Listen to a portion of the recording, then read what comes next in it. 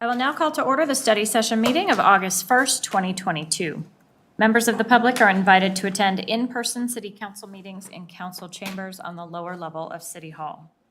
Public access to tonight's meeting is also available on the Local Government Access Channel 8 for Comcast subscribers, on the city's YouTube channel online, and by telephone using the call-in numbers posted on the meeting agenda. Joanna, will you call the roll, please? Mayor Leidy, Here. Mayor Pro Tem Wilford, Here. Councilmember Witkovich, Here. Councilmember Jaramillo, Here. Councilmember Kondo, Here. Councilmember Lukeman Hiromasa, Here. Councilmember Goff, Here. Councilmember Brown, Here. Councilmember Walker will be absent. Thank you. So the main agenda for tonight is the proposed 2023 city budget. And so I'm just going to take a minute before I hand it over to City Manager Guyer. So everyone received the budget binder, and I sent out an email just giving tips on how to kind of work your way through it. It's a lot of information, and I appreciate that everyone did their homework and came ready to go.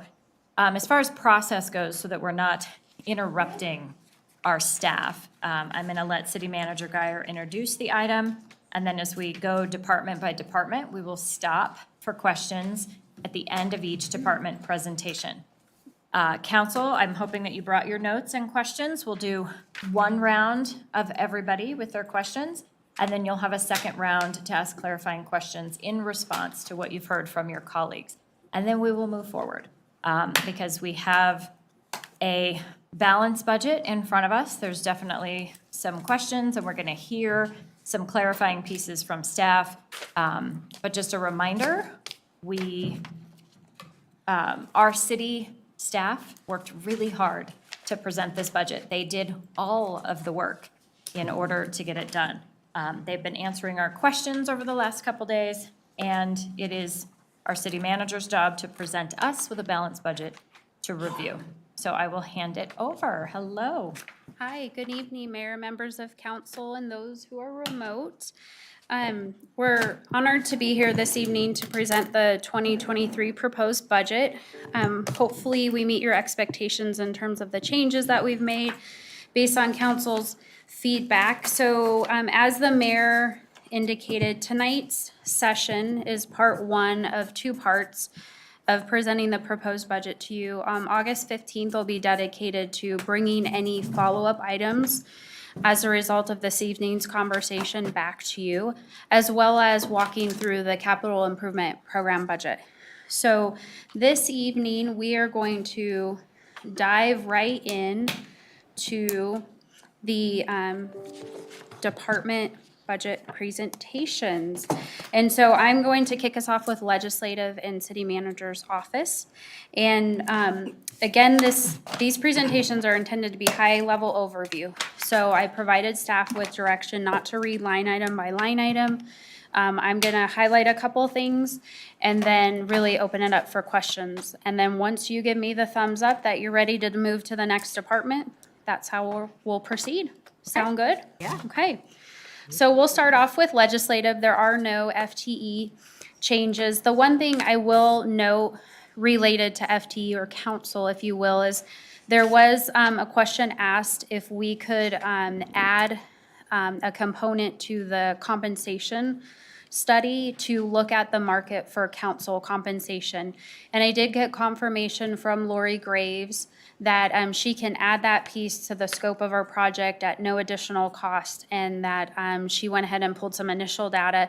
And that's something that if you'd like me to bring that back to the August 15th meeting, I can do that, or just go ahead and leave it wrapped into the project when we bring the budget back to you on September 19th.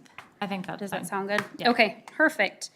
In terms of package requests, there's a couple package requests that I'll draw your attention to. The first is on conferences and training. Staff did go ahead and put in a package request to increase training dollars for council based on increases in actual costs of airfare, lodging, mileage, all of those things that have increased in cost. So that's certainly something that we would like council feedback on tonight. We also have An event that's included in there, that is a proposal to do a State of the City event. This is an event that would be led by our mayor, and it's an event that we haven't done in recent years. Many cities hold a State of the City event. They come in many shapes and sizes, and so it would really be about customizing the event, and Diana has put some thought around this event along with feedback from Mayor Lighty. So we can certainly have a discussion about that. The DEI training is a placeholder if council would like to do additional rounds of diversity, inclusivity, and social equity training for boards and commissions. As you recall, we did a robust engagement with Monica Williams last year with the Equity Project and received great feedback about that training. So those three are not currently in the recommended proposed budget, but certainly open discussion if you have any questions about those, and I'll stop there for legislative. I have my notes. Who would like to go first? Councilmember Brown? That's okay. I see you. Councilmember Brown? I am totally in favor, so you know, of the DEI training for the boards and commissions because of the issues that we have had with one of our boards. I think it's really important to get to the root of the problem. So I am for that, but what I am concerned about is that it's only 2 boards for $14,000. It's 2 boards and commission training, so not 2 boards as in this board, this board. It'd be 2 trainings for boards Okay, and commissions. I understand how you could read it that way, but to clarify, it would be 2 trainings. okay. And then I also would like to say that I am very much in favor of the State of the City event. I went to Broomfields, I think it was. I did Broomfields and I did Westminster, and I found it to be really interesting. I think our residents would too. I mean, I have questions about the whole category. I mean, different questions. If you want to take them all now, or if you want me to go back to it. No, well, we're just doing the legislative, so, Right, um, that's what I mean. yeah. So go ahead and it's your turn, so let us have it. So what did we decide? I mean, I was listening to you, Heather, about the cost of travel to conferences, one local and one out of state. Did you guys already make a decision on that, or do we have a decision to make on that? Council has a decision to make. We put together a package request to increase each of your travel funds to $7,000 annually from $4,500 annually. However, based on providing a proposed balanced budget, it's not currently within the proposed budget. So if council wants to recommend it, then what we'll do is we'll change that to a Y, and then we'll figure out behind the scenes how to balance it out. In my mind, I think the mayor should have a larger budget than the council people should. The mayor has a lot more traveling and things like that she goes to, conferences, blah, blah, blah, blah, as a representative of the city. So I would really want to make sure that her budget is higher than ours. And I'm totally in favor of 1 local and 1 flyby. Oh, yeah, well, I'm all for number 5 too. I don't know the on the communications, the inflation adjustment. So That is that's in the next department. Oh, did I go right over? Yeah, so we're just talking about those 3. Oh, not in my binder, but thank you. That's Yes, okay. it is. Yes, it is. So those are my 3 comments on it. Okay. Other than that, I am good with everything on here. Okay. Can I ask a clarifying question before we keep going? I see on this slide, it has the Stonehawker roof. Why is that part of legislative? That's a great question. Why did we put it there? Can you help out with that? And that's an addition, it's not in our binder. It's on the slide that's being projected in case you're looking for it, Thank you. Becky. Okay. Yeah, so that was on the dais for you, any changes that we had made from 2 weeks ago when we provided Yeah. the binder. Put that in legislative partially to encourage the discussion tonight, But also, it's similar to the commitment the council had made to repaint the fire truck. Kind of a similar concept. We had provided grant dollars to do that. Was it last year or this year? Last year, I think. So placed it there mostly for conversation's sake, but it can be moved to any department that we would like. But this is information that you guys, that you had not seen before, so we put it in that, To spot. catch our attention. I like it. Okay. So Becky, how do you feel about the Stonehawker roof? I'm good with that. We have to save it. you Okay. know?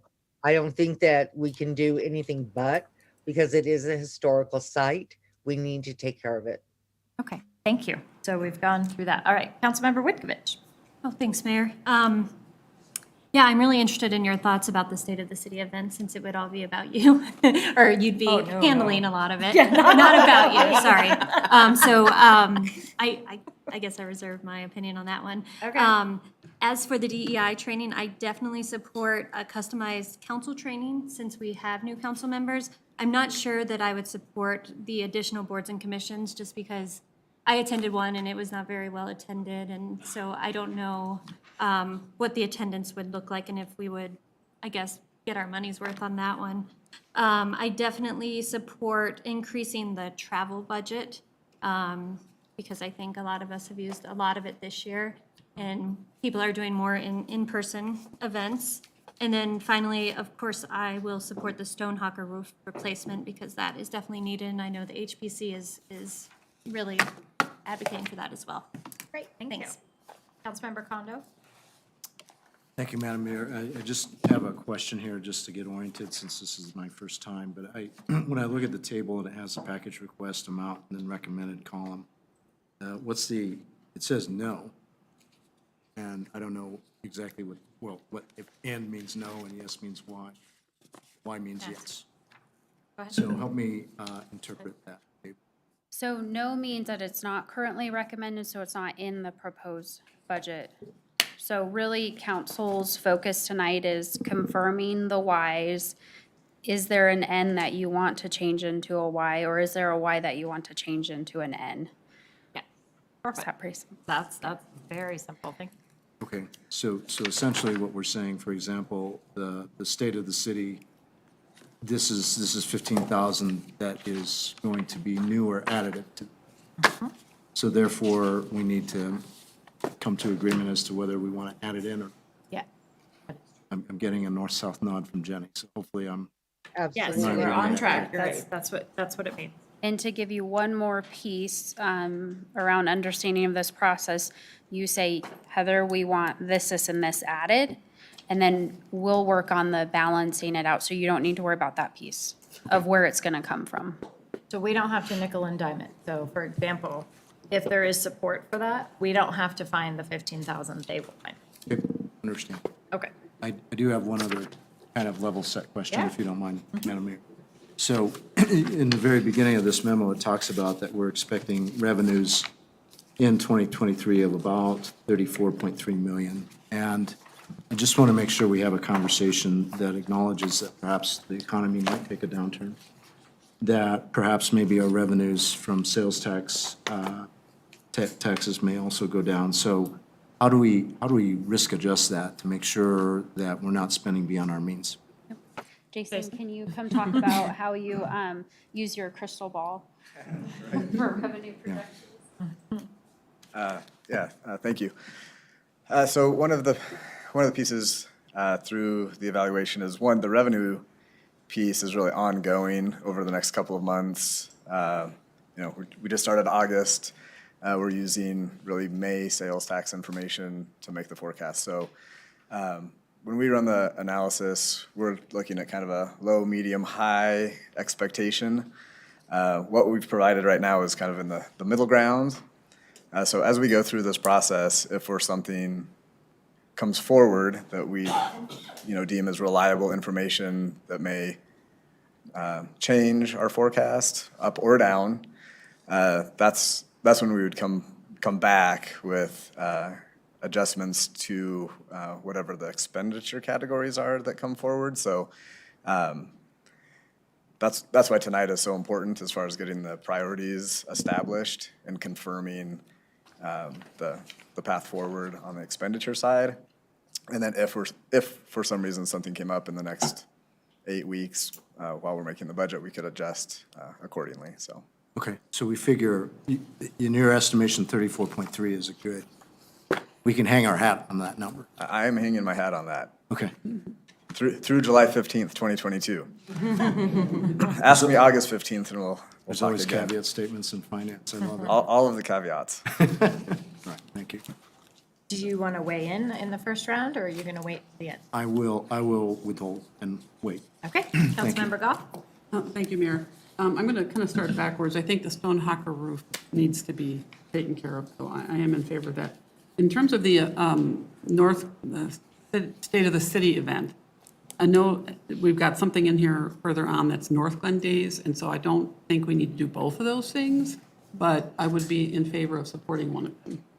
And then in terms of the DEI training, that's kind of a tough one because maybe there would be something where we could do do one or do, I guess what you're saying, 2 or 3 or whatever, but then invite anyone from any of the boards and commissions that want to come to it and just have it be like a larger group.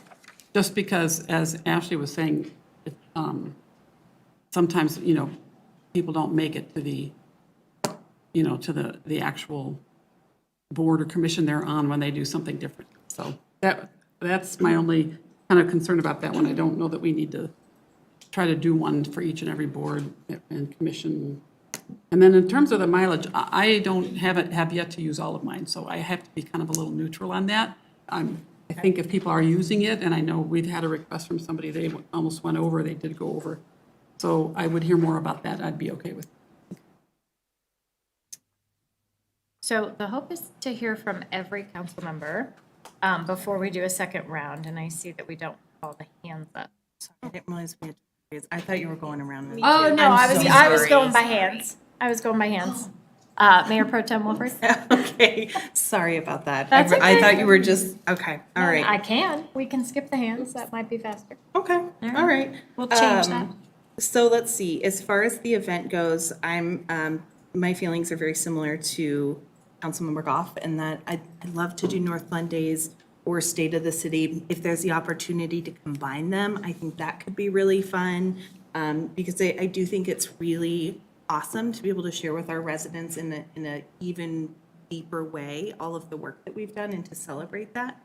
As far as the DEI training, I would really love to see something included in the budget. And if I missed it, I apologize, but I didn't see anything in there specifically for council to have DEI training. Is it council? Yeah, and so it's on one 2. council?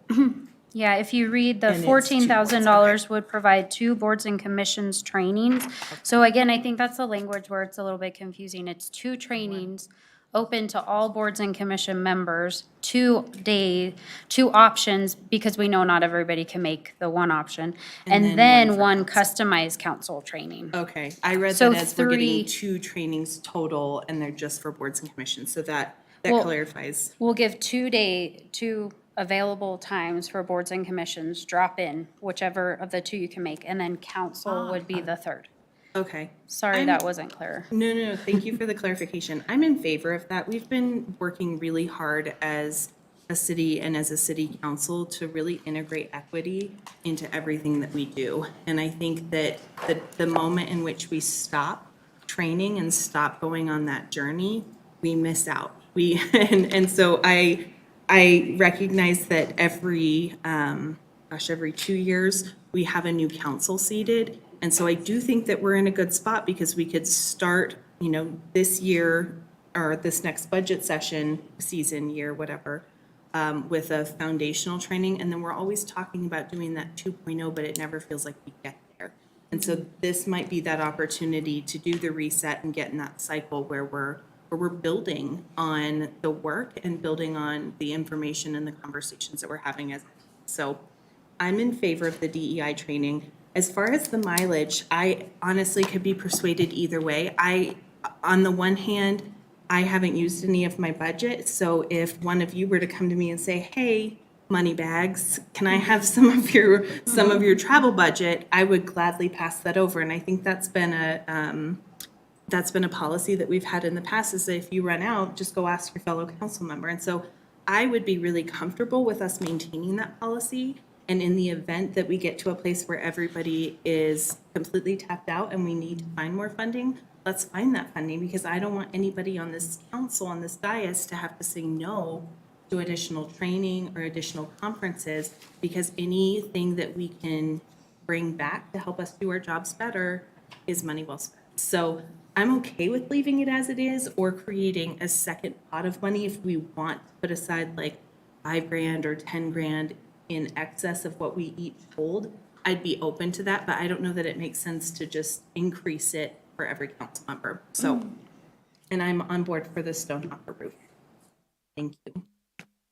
Okay, we're not gonna do hands, we changed it. We're just gonna whip around the circle. It's gonna be great, so. Okay, you're great. next, but- Thank you, Madam Mayor. Yes, I'm in favor of combining State of the City and Northland Days. It kind of, I don't Can I know. ask a clarifying question? So Northland Days isn't a recommended thing at this time. So I know we're talking about combining it, but it's not recommended at this time. Or Northland Pride, or I think, that's how I read it. however we're So- titling it. No, Exactly, exactly. I didn't want there to be misunderstanding on that. Okay, But I hear what you're saying. yeah, I'm in favor of that. Also, I'm in favor of item 2. I think training is always beneficial. It's best to be ahead of the curve and be leading the way in all issues. Also, in favor of item 3, and that's because I've really helped me grow from learning from different cities, being in DC and also CML, learning from different issues happening in Colorado too. So it helps really gain a scope nationally and here in the state. So I'm in favor of item 3, as well as item 84, Stonehawker roof. Yeah, we have to preserve our our little gem we have there that's still left. So let's take care of it. Councilmember Lukman Hiramasa? Thank you, Madam Mayor. I am definitely in support of a State of the City event, especially with you, the mayor. Even at a lot of the ward meetings that we have, you know, folks will often say, we'd love to see the mayor. So I think that would be really great. Because I really love to hear from you. So I'm 100% in support of having a State of the City. I've seen other cities do it and always thought this would be so great for us to do, and just a great way to get all the information out in terms of what we're doing, what we're spending in our budget and why, and all of those good things. In terms of Northland Days, I think that's a separate discussion, so I won't talk about that. DEI training, I'm in favor of DEI training. Yes, I believe it does. It has its place. I have seen it help immensely on one of the boards. You know, me personally, as a person of color, I think that a lot of people don't understand sometimes the things that they do or say and the impacts that it can have. So the training that I attended with Monica for one of the boards, I thought was very helpful in opening up those discussions in a safe environment. So I'm in support of that, and for council as well. For mileage and travel, as a new council member, I definitely have attended everything, as Councilmember Jaramillo was saying. And I think it's important for us to grow as council members, to be able to have that ability to travel to all of these different events. I feel that I have grown immensely just by interacting with council members from other cities, and then on the national level, you know, meeting with other council members and the different forms of government and how they operate and how they've spent their ARPA funds and just the ideas that they're generating. So that's a long way to say, a long-winded way of saying that I absolutely support increasing the training budget. You know, maybe there's a happy medium in there, as was suggested before, in setting aside extra pot. But I know that I'm one that's pretty much run out of funds because I want to attend everything. And I don't want that to be taken away, because I feel that that's important, and it's helped me grow, and it'll help me serve my city better, which is what it's about. And then for the last thing, the Stonehopper roof, absolutely yes. Thank you. Great. Okay, so a couple things. Stonehawker roof, yes, I think that's just a given, which was just affirming staff recommendation. I'm going to go backwards as well. So the mileage and travel. So one of the reasons that came up as a question is the increased cost. Because it never occurred to me that I would run out, and I was the one that ran out, and so I need your money, Mayor Pro Tem. Because everything is just more expensive, and I don't know if that's gonna ebb and flow, but I have a feeling it's just gonna stay where it is. And so, you know, CML is close, but when NLC is in different cities, it depends on how far away it is, and those flights are expensive, and it's just becoming a more expensive thing to do, and so I think we need to increase it. In that conversation, so Jason, correct me if I'm wrong, but when we don't spend it all, where does it go? Because we don't lose it, right? But it also doesn't roll over. Right. So I think increasing it is not a terrible thing, because if we don't spend it all, it goes back. Is that? I feel like you have thoughts.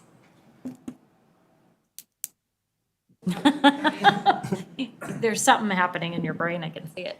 Oh, the only thought, and this isn't necessarily on this particular item, but just in general, any items that we budget for just as taking budget from other places that we'd otherwise use the money. So I think that that's one consideration to identify as most accurate as possible what will be used Yeah. in any line item. So. Okay. Okay, so I am in favor of making that N a Y. The DEI training, I heard a couple council members say that for council, it's really important. A question about the effectiveness of it for boards and commissions. So I don't know if we need to spend more time discussing that and saying, you know, maybe we do one day that boards and commissions come and one day for council, and then that shrinks the ask a little bit. That's a question I had, because I do think it's important to offer it, but if we're not gonna get a ton of attendance, then it's not doing its purpose, so. But I do believe council should have it, so at minimum, I would like one day in that budget, so I don't know if that's 14,000 divided by 3, probably not. No, it's 7,000 for council. Let's Okay. see. Let me make sure I did that. Yeah, 7,000 for council, and then 3,500 for a board and commission offering. So it'd be 10,500. So it'd reduce from 14,000 to 10,500. Maybe it doesn't matter. I mean, now we're just nickel and diming it, but I do support the concept, so I'll just leave it there. And then as far as the state of the city event, this has come up, honestly, from when we engage with our colleagues across the state and across the country, and really the importance of that. Also, I have been reflecting on my mayor's mingles are kind of weird, and I don't like them, and I would like to refine them. And that's not a dig on staff, that's just I haven't found my groove with that, only because the first 2 years were COVID. So I haven't found a good way to engage in that format, and so I'm thinking about new and unique ways to host events, and that kind of led to this.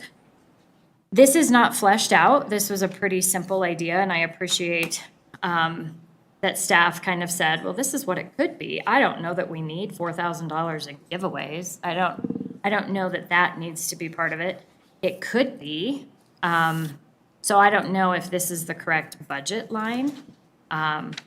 We might be able to do have the same impact with less money, but I would support budgeting for 15. And again, if we don't hit it, then that's okay. But I think when I do engage with the city, there's a lot of questions, and it would be really nice to have one event where we say, hey, this is what you need to know about where we are. And I feel like it's timely because of all of the amazing things we have going on and coming up.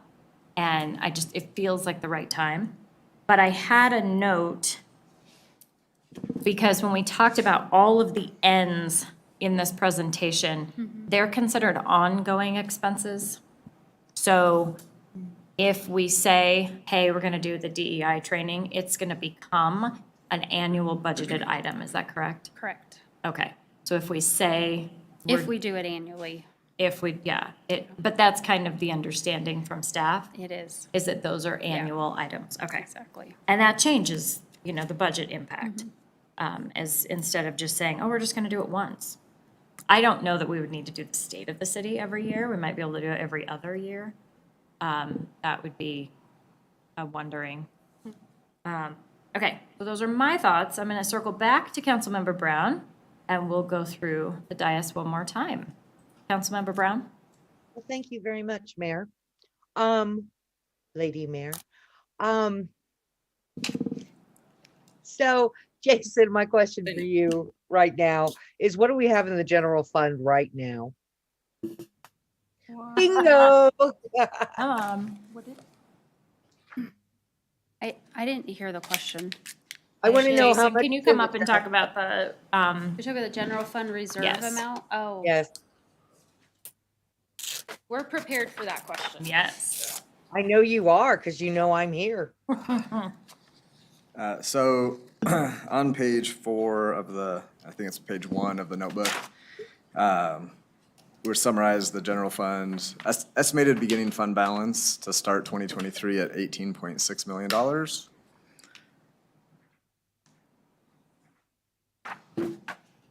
That's the reserve?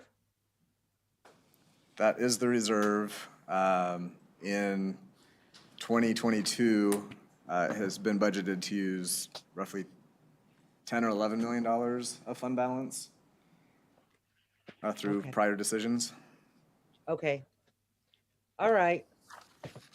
And then I want to just talk for a half a second, on the mileage and travel. I really, just want to be a proponent for boosting up the mayor's budget. I agree. Yeah, I mean, I'm like Jenny this year. I've spent very little money, and the 4,500 has really worked around the council members very well. But I think that the mayor needs to have a higher budget, and up until I think maybe 4 years or 5 years ago, the mayor's travel budget was higher. So I think we need to think about doing that because she has to go to so many things, I would rather, as we were talking through it, I'd rather keep us all down at $4,500. And as council people, if we need to borrow money from each other, we could do that. But I would like to see the mayor's budget increased to at least 7,000. Because, and as I've stated before, there are so many things that she has to travel for, even mileage in the city for meetings and all that good stuff. So that's what I am proposing. Here, here.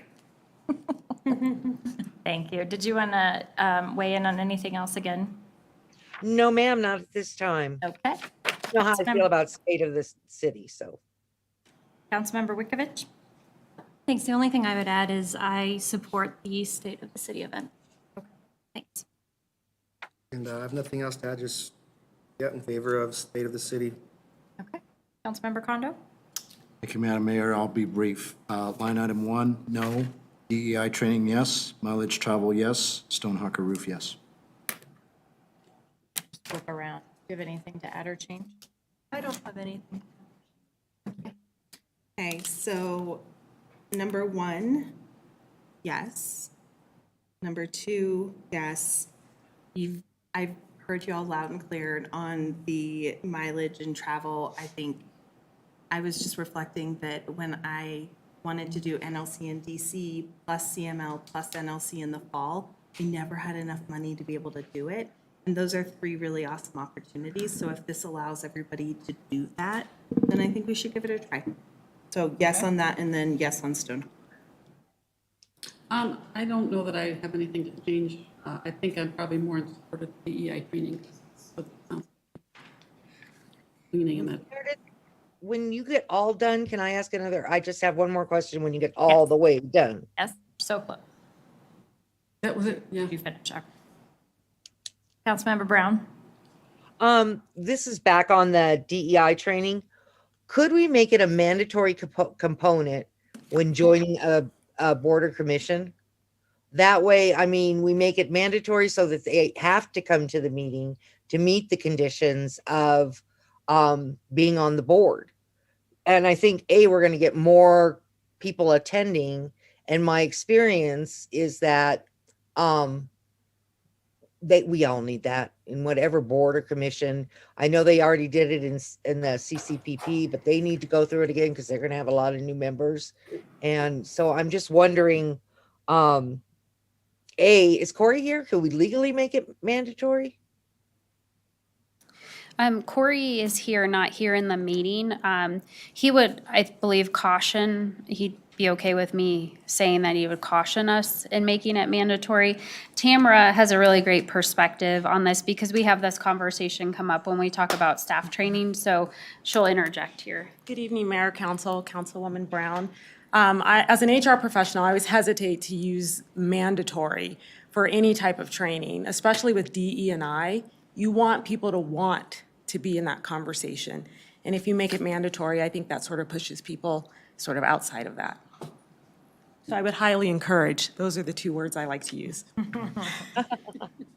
Thank you for clarifying that for me. Okay, when we come to the end of the legislative slide, we are off to a great start. I do see consensus for changing the first N to a Y, Correct, and the second one and the third one. correct. Those are what my notes reflect. All right. It's Good that we're Stonehawker. double checking. Good to And, advance. yeah, we're checking and double checking. Is Stonehawker actually in this section? No, Or- Jason just put it there to catch our attention. Because he loves me.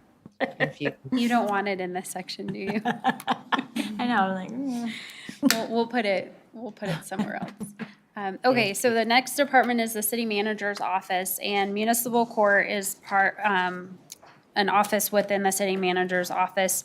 So I'm gonna have Jason Johnson come up and go ahead and talk about the two court positions. One's a reclassification and one's a new position that they're recommending.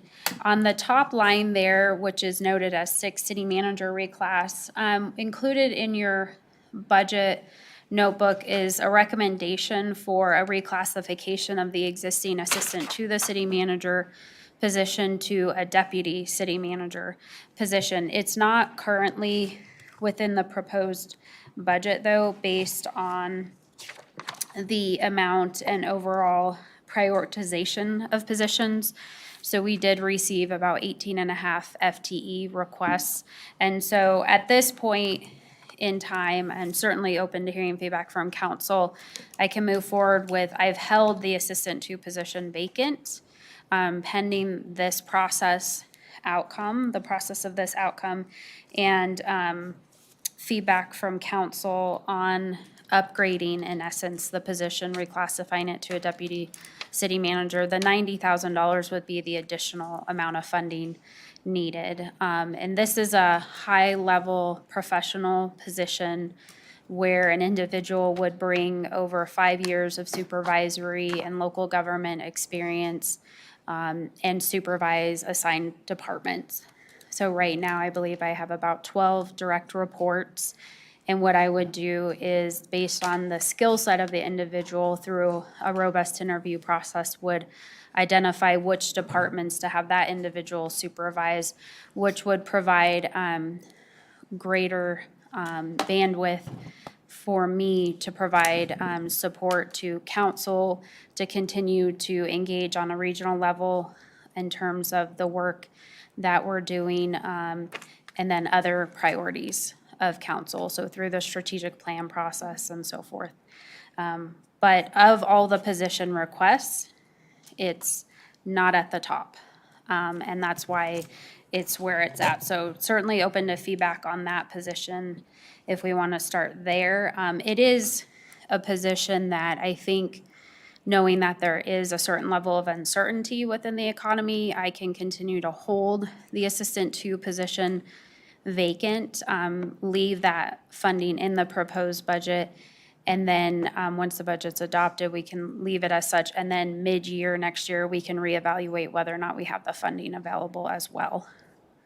So that's an option that's there. But I will not prioritize this type of position over public safety positions and the other positions that are being put forward in the budget. So that was my thought process behind that. Even though there's a need, there's higher priority positions. I'm gonna go through the whole thing and then Okay, we'll whip so around. JJ, do you want to come up and talk about your two positions? Sorry, I got to adjust this a lot here. Good evening, Mayor and City Council. My name is Jason Johnson. I'm the court supervisor with the municipal court. I come to you today with two different requests for municipal court. And a lot of this comes from only being on the job for about 6 or 7 months now and realizing that there's a couple areas that we needed to address in terms of personnel with the court. The first one is the probation officer position. This is something that has been utilized in the past before with municipal court at a very part-time level and from what I gather, mostly the juvenile population. What I want to do is try to expand that to an adult population and a juvenile population. I would like to utilize this position with the judge, who is actually in full support of this. She's actually listening in. She's out of town today, but she's listening in on this, to where we would utilize this position kind of at a pre-sentence level, where they call pre-sentence investigations or PSIs. And then also too at a post-sentence level that we would use evidence-based practices like assessments and motivational interviewing, risk, need, responsivity, those type of programs that would help ensure success with defendants that are or juveniles that are sentenced or that are at a post-sentence level. So right now, the judge has very limited sentencing options that she can utilize. Some of it's community service, sometimes it's a one-day class, but there's nothing really that we have for adults or juveniles that may have more needs. And we do utilize the CREW or the crisis response unit. That's more for kind of immediate homeless populations, people that need interventions in terms of, or not interventions, but services resulting around getting an ID or getting set up with benefits, that type of thing. So what we would be doing is kind of taking this program and utilizing it for defendants, for juveniles, and trying to get them referred not only for services, but for treatment, for random drug testing to try to ensure more public safety, accountability, that type of thing. Also, the probation officer would be developing community networks with different schools, with different treatment providers, that type of thing. So there's a lot of things that this probation officer would be doing more than just seeing defendants and then just reporting to the court. They would show up for revocation hearings. They would write reports for the court. The list kind of goes on and on, so I don't want to go into every detail with that. So that's the probation officer position. The other position that I do have that I'm looking to kind of reclassify is our clerical assistant right now. Right now, we have a .25, I think, if I'm not mistaken, a .25 clerical assistant. I'm sorry, let me get this right. Right, a clerical assistant, that what she does is scan documents into our court software, into our shared folders, and then she's our court runner, where she basically takes the court files, the physical files, and kind of make sure that they get to where they need to get. So with us going paperless eventually, hopefully next year, that position, we'll be doing all that stuff electronically. And right now, we have an inefficient process with our prosecutor right now, where it's a very ineffective process and where the prosecutor will need certain things on docket days or even off docket days where it's kind of farmed out to the different clerks throughout the day, and there's really no rhyme or reason to who she goes to, and that can kind of strain the personnel from the needs of an actual court date. So a lot of municipalities and other cities in the Denver area utilize a clerical assistant administrative specialist to kind of provide that administrative support for the prosecutor. So I'm looking to take that clerical assistant and give her some more hours to where we can adequately support the prosecutor when she needs that, so. Great, thank you. Yep. In terms of package requests, we have a few items that I'm happy to respond to any questions about if you have any. Okay. We'll start with Councilmember Brown. Thank you, Madam Mayor. I appreciate that. My thought is with the probation officer, gotta tell you. Does that justify a full-time position, or does it justify just increasing it to the 25%? Because I'm really, or just additionally 25%, so you're at a 50% probation officer. I have concerns, and I don't see, I mean, maybe if we had a job description, it would make it easier for me to understand exactly what this person would be doing for 3/4 more time. Plus, we got to, I'm just going to throw this out here. We take that person obviously from part-time to full-time. We are now paying benefits and all this other stuff too. So I think that, in my own personal opinion, I need more information on that before I would approve it. The administrative specialist, I get, because you're only going for basically taking 1/4 of a person and making it a part-time person. But my question to Heather would be, or to Tamara, when do benefits kick in? Is it based on hours or irregardless of hours and position? It's based on hours, so 32 plus. If they select benefits, they're able to. 32 plus. Okay. All right. So does this $20,000 that's in there, does that include benefits, or is that just salary? It does include benefits. I'm sorry, I couldn't hear.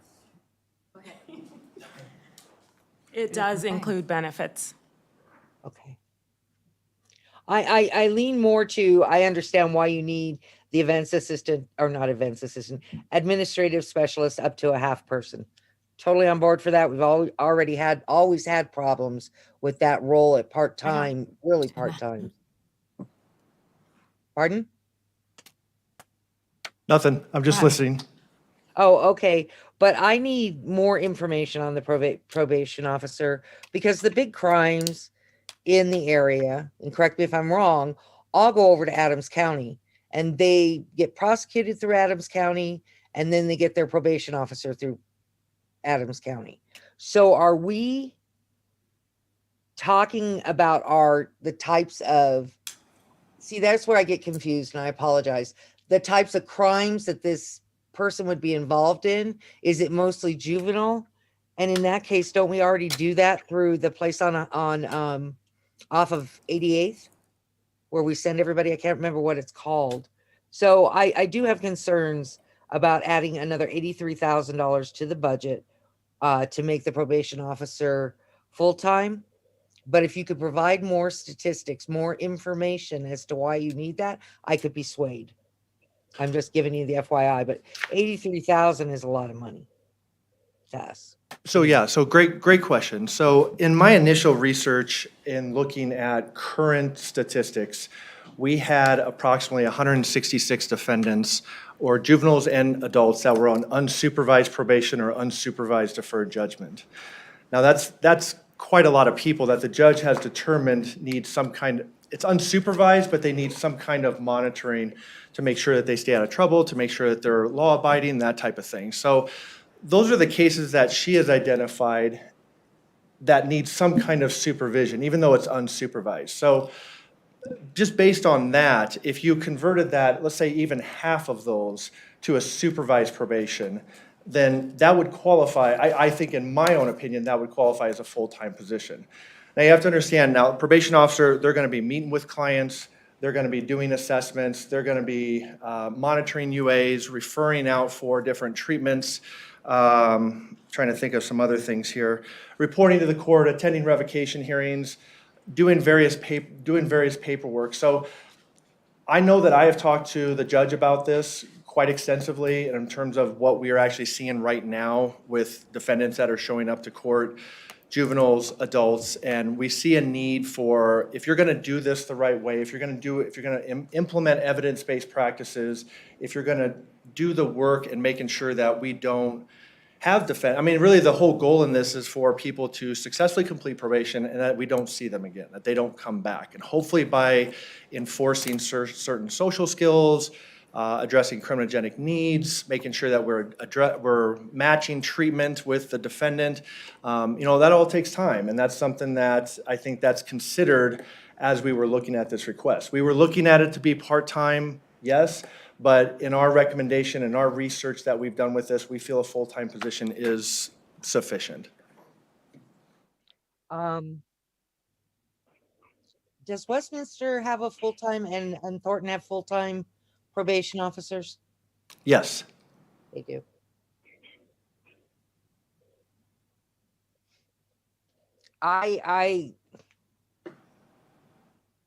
I'm still where I was with the probation officer, but after we go around the room, I can be swayed, so check back with me on that one. But I am totally for the administrative specialist. So Councilmember Brown, can you also take us through the package requests? There's 1 Y and 3 Ns. How do you feel about those? One moment, please.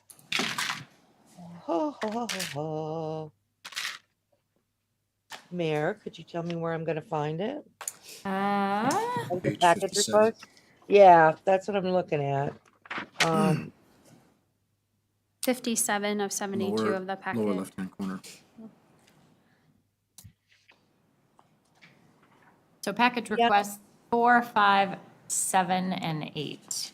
Thank you very much. I do appreciate that. 4. Yeah, I am totally for, because we didn't really hit the strategic plan too heavy this year. So I am all for that additional cost. You said 6? Oh, the deputy chief. 5. 5. That is a absolutely positively yes, must do. And if that's not enough money, you can have as much, as you really think we do. And 6 for the deputy city manager. I think I'm going to shock Heather right now. Is the What? year? Sorry, I didn't understand her. Oh, I may shock you in a minute, Heather. Oh, okay. So I am talking to the city manager, deputy city manager, reclassification from the assistant city manager.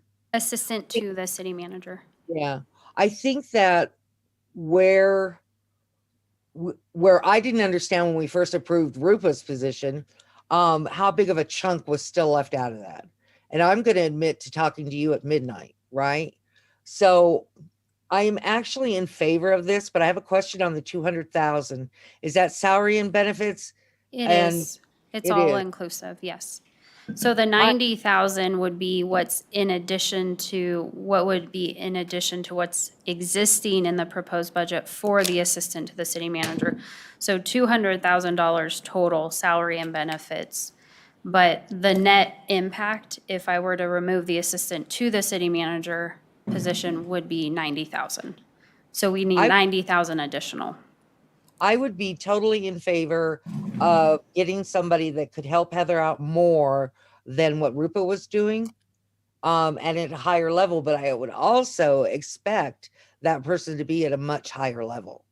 We can't approve it and not look at what actually. And Heather, it's me being ignorant. I know what your job is. I interviewed you. I get that, but I guess I am for it, and I don't think that you really need to. You don't need an assistant to the city manager. You need a deputy, and especially with all the stuff that we've been doing and all the studies and all of this and all of that. So I'm totally in favor of her having a deputy city manager, and I was never in favor of it until recently. She knows that, right, Heather? I do. Thank you, Councilmember Brown. Yeah, but I am in favor of it. I think one of the things that I'm looking at, just to throw it out there, when I'm looking at additional positions, is the amount of work our existing staff is working in order to get these jobs done. I had no idea that we have some directors working 70, 80 hours a week. Obviously that's a shortcoming from our side. Just overall, but I am for that. You want me to hit 7 and 8 too? Yes, please. I'm in favor of 7 and 8. Addition, we are back to meeting more in person. Oh yeah, buy that baby back. We're wasting too much money. Pay it off. So I'm done. So just for clarification for all of council, so Councilmember Brown, when you went through those, some of those you changed an N to a Y. And so that will, Right. and that is what you're saying, yes? Yes, ma'am. Perfect. Okay. Council, and so what did you say on number 8? On number 8, yeah, because we're leasing that copy machine, and by leasing it, we've probably already paid twice as much as it's worth. Okay. Got it. Councilmember Witkevich? Thank you, Mayor. I just have a question about the Rocky Mountain Partnership for the Adams County Youth Initiative. What do we get for our membership in that? And do we have a council liaison to that? Who is that? That's you? Okay. We do. Jay Harmio is a council liaison, and we also have a seat on at the leadership level. So not the board of directors, the level down from the board of directors, but the level that would best be described with their dichotomy that is most engaged in terms of community relationships and regional collaboration. So I sit on that leadership level, and I'm also one of the co-chairs for the steering committee is what it's referred to as. And that's based on the collaboration we've had with Rocky Mountain Partnership. So they did a lot of work with us around tobacco licensing, vaping ordinance, as well as now they're leading the effort with the Regional Opioid Council stand-up. And they're doing a lot of work in terms of doing engagement sessions around affordable housing. So right now, we're engaged at the highest level we have been, given my role with the steering committee. But it's really optional in terms of how engaged council wants to be, or still be a member and be involved by attending events. But then in terms of taking on leadership roles, that's really up to council. There are investment levels that are higher than $5,000. Some organizations, and I'm doing this off the top of my head, contribute $10,000, $15,000 plus in terms of investments, but an investment level. But this is the investment level council has supported, and I feel like this is an appropriate level for what we're doing now and how we're engaged. But it wasn't recommended.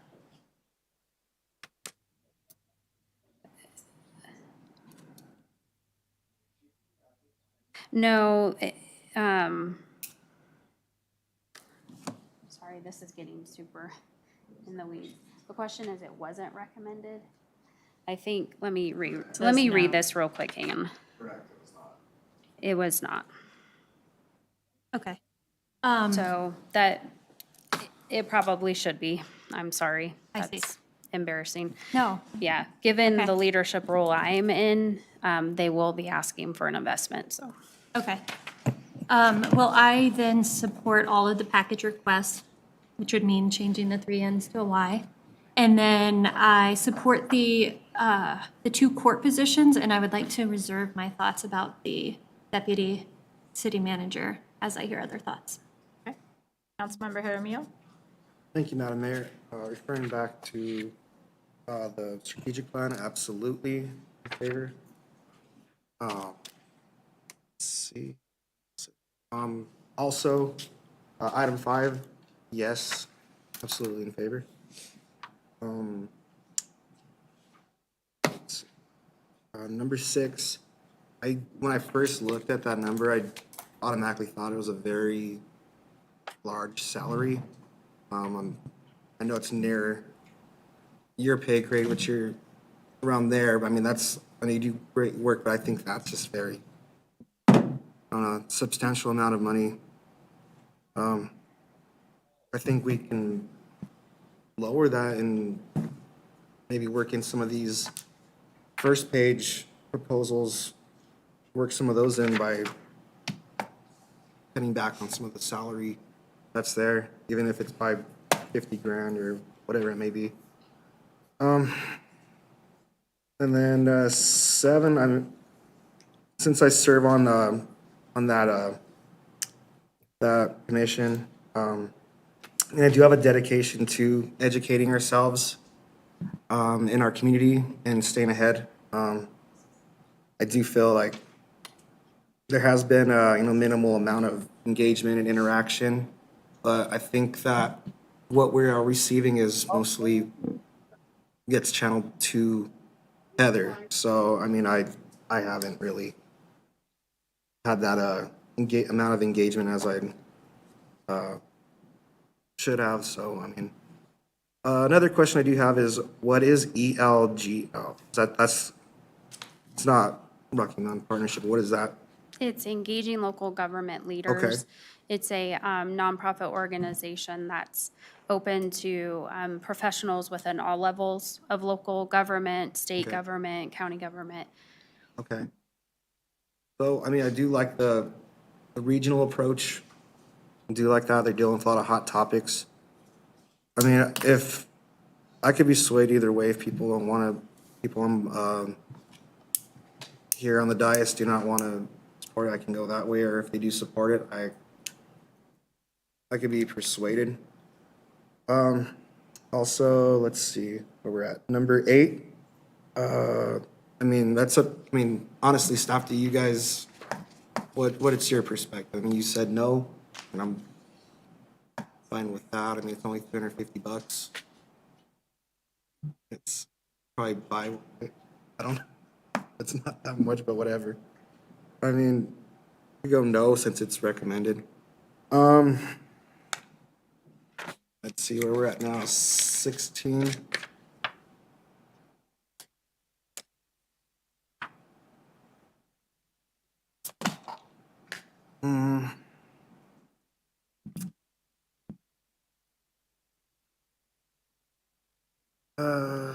I mean, I do see that there's a need for both, but I'm not sure how. I don't know. I could be yes for both or no for both. I mean, but I feel that we do have to get into more streamlined way of doing things, and also archiving everything so it's easier to locate. But expanding to an adult and juvenile populations for probation officer, I mean, I heard that you said most of the time that they bring that to the county level. I mean, I did put yes for both of these, just reading through them, but I'm fine with saying yes to both. And is there any other ones? That's it.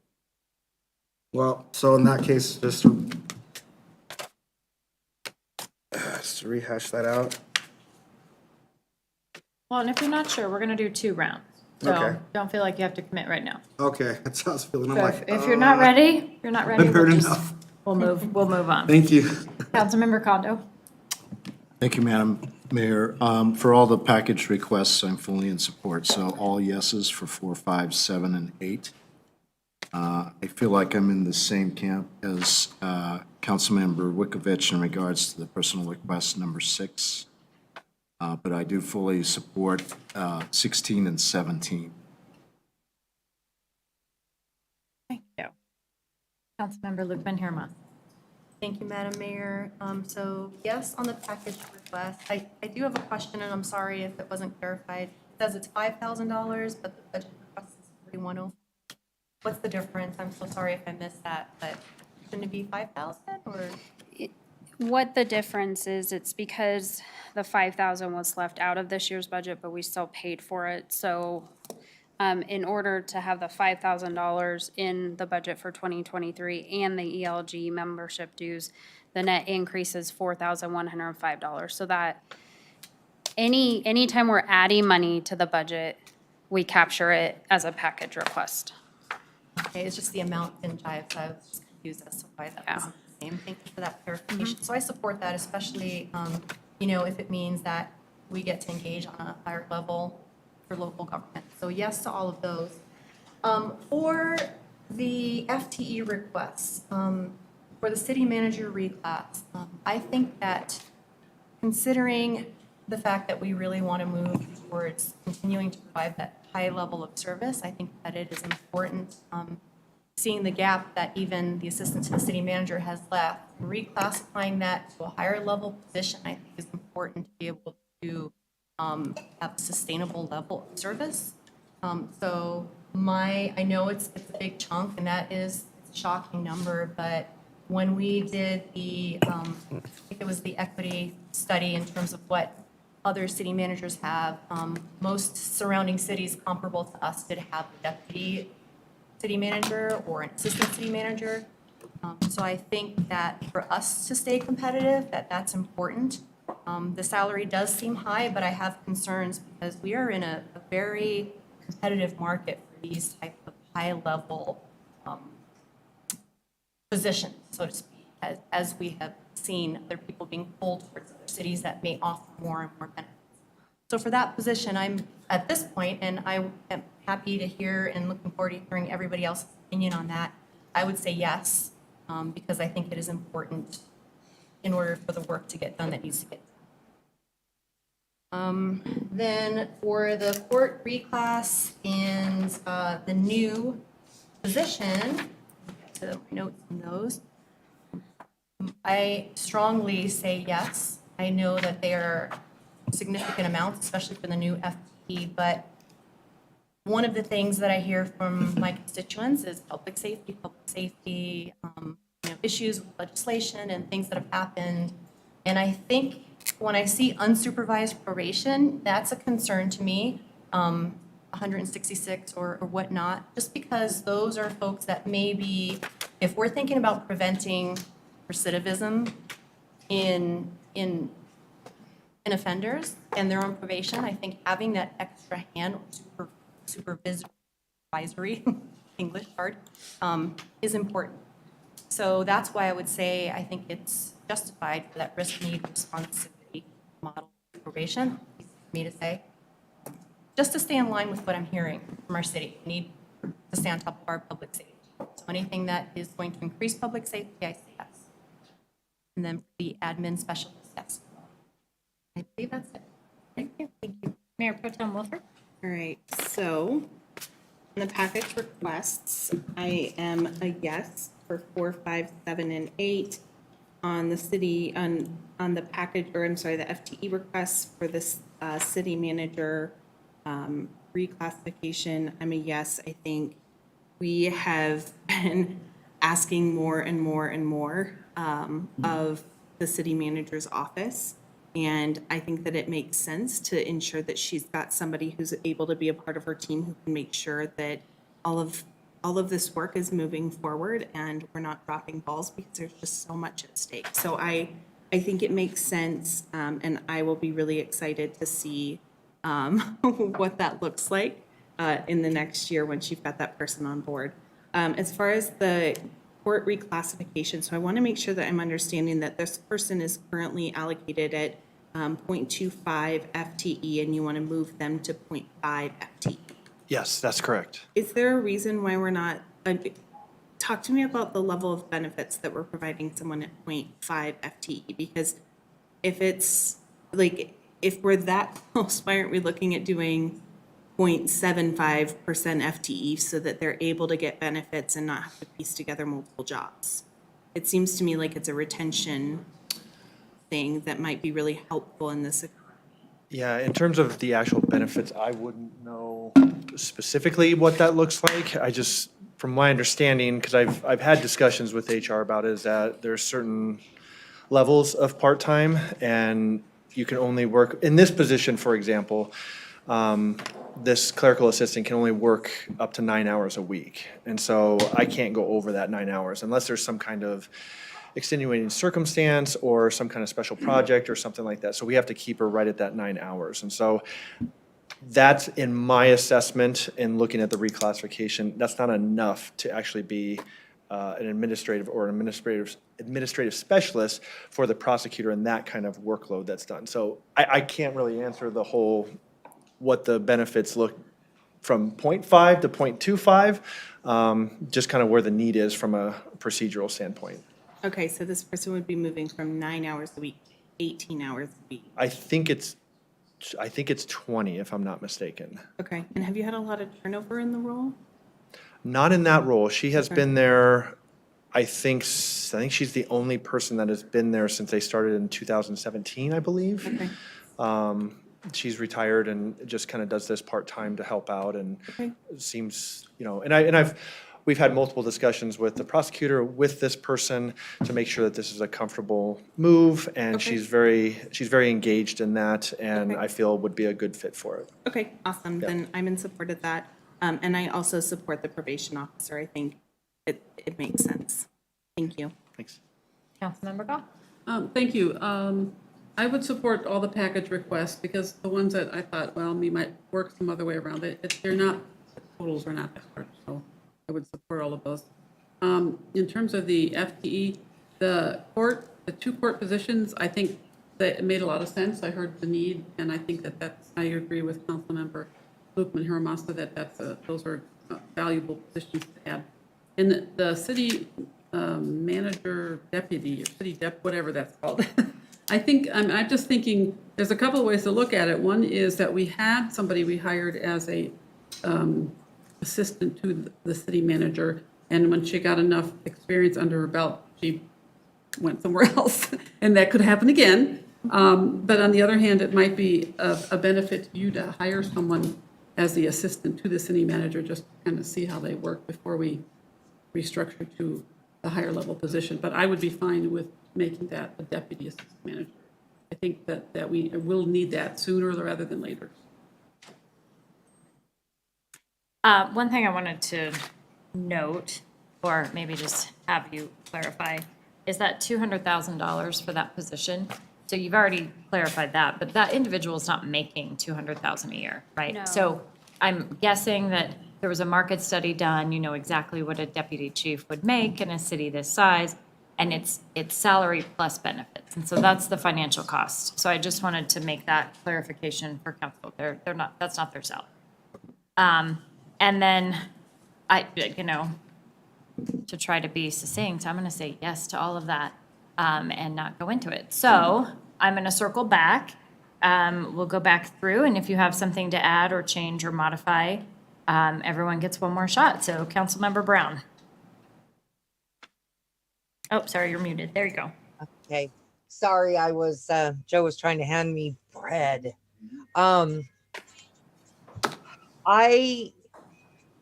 I have listened to everybody with the probation officer, and I'm going to change my note to a yes, or part-time to a yes to support the position. I didn't make any other changes at all to my positions. I still agree with the deputy city manager. I think it's an important role, and I don't think that the administrative, what was she, an assistant to the city manager? I don't think that her scope was really big enough, and I think that this person would have a bigger scope of work that they're going to be doing. So I'm still in favor of that. I'm still in favor of everything that I said. The only change that I made was to the probation officer. Okay, thank you. Councilmember Witkevich?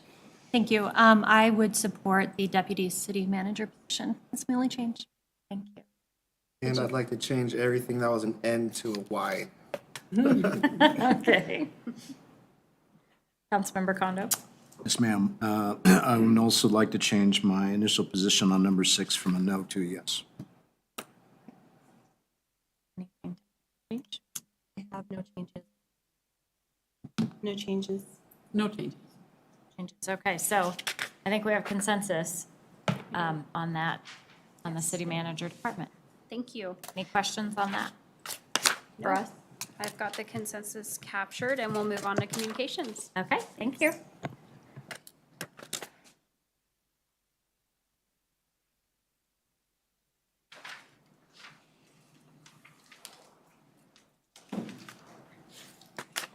Okay, nobody said anything, but I'm assuming I'm up, right? Mayor, City Council, thanks so much for going through communications budget with me. First of all, let me say you have been very supportive of our department, and I do want to say thank you for that. It's really expanded our programming and our communications. So this time, it's interesting, I'm starting on my third year. So the first year I was here, we had a 50th anniversary. So it kind of skewed the budget because we spent a lot of money to celebrate the 50th anniversary. And then COVID hit, so that made the budget a little weird. So I actually was able to look at what we've done so far the last few years and kind of balance it out and look at some of our line items, which has generated some of our recommendations and so forth. So inflation is the biggie, so that's who we went with. And mailing is also more expensive, and we've been doing more mailing. Direct postcards are they generate a lot of attendance, so we've been working with those. So that's part of the inflation. Then also events. So some specific examples, we contract for our parking and trash help for our larger events. It used to average $17 an hour, now it averages $23 an hour. So I'm sure you can understand that. Same thing with rentals. You know, we have Sunbelt come in and provide a lot of our power and turtles and a bunch of technical stuff like that. We need a staff member to come and support that. Their fee is now larger than it was before. For 4th of July, we couldn't even get a person, so that was a little bit of a struggle. So that's kind of our inflation explanation there. So for me, to keep at our current level of service, the inflation amount is kind of what we need. And so you see that for both events and for communications. And then there are a few ends on there. I do want to jump over to the FTE request first. You gave us a seasonal position, which was great, but our seasonals are kind of defined by a certain period of time. And I feel like we could have utilized this person year-round. Their hours would vary depending on the time of year. But if we would have been able to onboard somebody sooner, we probably could have made better use of that funding than we did this time. So I just out and out changed it to a part-time position, if that's acceptable. And then the things that I have under N. So events expansion, we have a lot of events, and I think they're all pretty decently attended so far, but we still have a few more this year that we haven't, that are new, and we don't know how they're going to do yet. I also feel like staffing-wise, we're a little maxed out, so it would be nice to get 1 year under our belt of this is our level of events, and then do that for a second year so that we can kind of reassess what's working, what's not working. So for example, the festival area, Bubble Fest was too much for it. You know, we really like the event. We'd like to bring it back, but I don't think it works at that site very well. It was tough on the turf. Parking is kind of a challenge. And then, you know, we don't know how Dancing with the Deck is going to do. So I think trying to stay level set and maybe our events, the theme or what our focus is might change depending on this year. But trying to stay status quo, I think would be beneficial to our city to see what our feedback is and kind of what people like. So that was my justification for the events expansion, just staying as it is. I do think North Glen Days is a good idea. I would feel more comfortable after talking about events in depth in October, whether you're still excited about that idea to see how the rest of our events go. And I'll have numbers. I'll be like, hey, this is how many events we did. This is how many people we drew. What is our goal for events? Because we do have 3 regional events basically with Food Truck Carnival, July 4th, and Pirate. Is that enough? Do we want more? Do we want to focus more on our community events? So I feel like this should really be tied back to what our goals are for events, how they support the strategic plan, how they support your goals and what we're trying to build in our community. So maybe keeping it status quo in 2023 and maybe changing our focus if we feel like we should do that is smarter. And then if we want to expand, we should look at that for 2024. So that's my thought process there. The other thing that is proposed but not recommended at this point is holiday decor. So this is kind of a hard one. We had some extra money last year for holiday decor, which was good because we built a whole new facility and had the whole new festival area. And if we hadn't had some extra money in events, we wouldn't have been able to just do the white lights around the poles. And Amanda and I both teamed up with money towards that. So yeah, just putting those white lights on the light poles was like $10,000. So Heather was like, we should get some of those big ornaments that you can sit in the grass I've seen in other cities. And I'm like, we should. They're $5,000 a piece. So, you know, we kind of were like, wow, it was kind of a little sticker shock there when we were looking at holiday decor. And we have this new facility, the rec center, the new festival grounds. Another $5,000 price tag was, I don't know if you guys noticed, but we put lights up on the big tree in front. We do not have equipment that will go that high. So to rent equipment and have our staff do it was like $4,000. To pay somebody to come in and do it was $5,000. So we did opt to contract it out, thinking probably that's worth it since we would have to rent stuff and I don't know if we're safety certified to do that, but $5,000 just to put lights on our big tree up front. I was like, holy moly. So anyway, after that sticker shock, I crunched some numbers and put holiday decor in there. Half of this would be like, we'll buy stuff and we'll keep it. But storage is also an issue, like where are we gonna put it all? So it's just funny that something, to me, it's funny, that something that seems so simple gets so complicated. But what the proposal has is $15,000 to invest in decor and $15,000 to invest in a contractor. And those could be adjusted each year. But if we want expanded holiday decor, that's kind of how much it costs. However, it didn't rise high enough on my priority list to put it in the recommended column, but I wanted you to be aware of what it was. And we'll always invest a little bit. It just isn't going to be, wow, all of a sudden we have a gazillion lights unless we throw some more money towards it. And then there's the texting platform. I've actually been keeping an eye on this and also communications platforms. I don't know if you guys probably aren't familiar, but there's a number of companies, Civic Plus, a number of them out there that offer a whole communications and engagement platform that isn't just a texting platform, but it has video streaming and it has online, engagement and all of these type of things. We ventured into online engagement a little bit and really noticed that if we have a hot topic, it does great. If we don't have a hot topic, not really drawing the kind of response that we want. We have much better response in person. I did my homework on the texting platform, and included in your packet was kind of, hey, this is how much it costs. And this was basically some of our bigger packages giving me piecemeal. If we just did texting for you, this is how much it would cost. And then the ones that are lower cost, like this is all they do is just texting, wasn't much cheaper, which kind of surprised me. And then there was one, we already have Access Northglenn. They have a component that's similar to texting, but it's not really texting. You have to use the app, but you can do back and forth, and it'll pull information off our website and answer people and that type of stuff. So did our homework on that, brought together an employee group, got some good feedback if everybody thinks it's a great idea, but then I'm like, okay, I would need somebody from every department to be like my point person because it's not like comms can do it by itself. And that made everybody like stop and think for a little while. And then lastly, I looked at other cities. How are they doing? Are they hitting it out of the park? Are they getting a ton of engagement? And not the kind of return on investment that I wanted to hear from other cities. And some cities were kind of evasive about how many people were participating, which also made me suspicious that maybe it's not doing that great. They just don't want to say that out loud.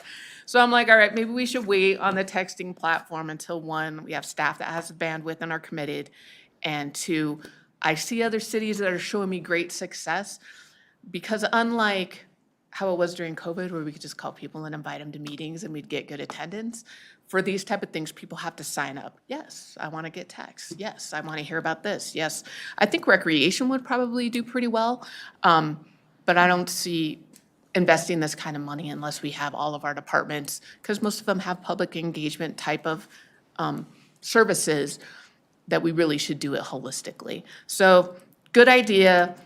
Think probably we could hold off for a year and re-examine. And I really would like to find people who are like, oh my gosh, I love this company. They do great for us. They really helped us with setup. And I wasn't really feeling that. So those are the requests that are out there. Questions? Thank you. Councilmember Brown? You're up first. You're muted. Muted. There I am saying all nice things about Madam Mayor and the fact that I don't think we need another event like a food truck. I don't agree, I'm sorry, with Northglenn Days at all, because we already have events like the Food Truck Carnival, if you want to add Northglenn Days Presents or something like that.